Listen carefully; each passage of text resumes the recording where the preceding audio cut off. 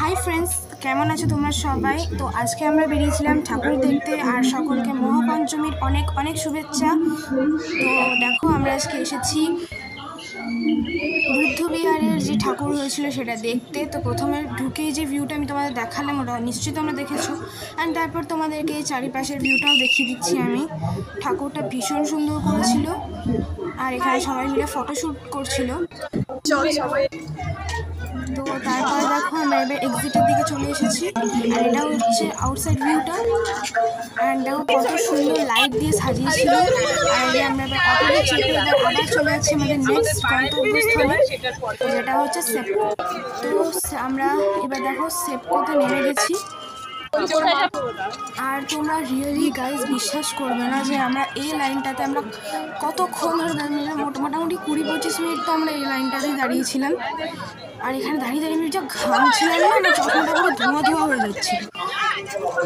তারপর অনেকক্ষণ পর ফাইনালি সবাই একটু নড়তে চড়তে শুরু করলো, কিন্তু আবার খানিক্ষণ গিয়ে আবার সবাই আটকে গেল, যাই না কেন। দিয়ে দেখো এটা হচ্ছে আউটসাইড ভিউটা সেপকো। অ্যান্ড আমি এখন অবধি যতগুলো ঠাকুর দেখলাম তার মধ্যে সেপকোর ঠাকুরটাই আমার সবচেয়ে ভালো লাগলো। এটা তো আমাদের চারিদিকে ভিউটা দেখে দিচ্ছি। আর যা ভিড় ছিল গাইজ, বিশ্বাস করো, প্রচণ্ড ভিড় ছিল। ফাইনালি অনেকক্ষণ ধরে এইরকম ভিড়ের মধ্যে দর্শন করার পর আমরা তারপর ঢুকতে পেরেছি। এখানে খুব আওয়াজ আসছে, ঠিকঠাক কিছু শোনা যাবে না। সো আমি এমনি ভিউটা দেখিয়ে দিচ্ছি, তুমি শুধু দেখে নাও।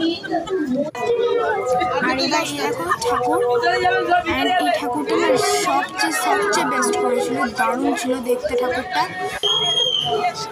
তো এটা হচ্ছে চারিদিকের ভিউ।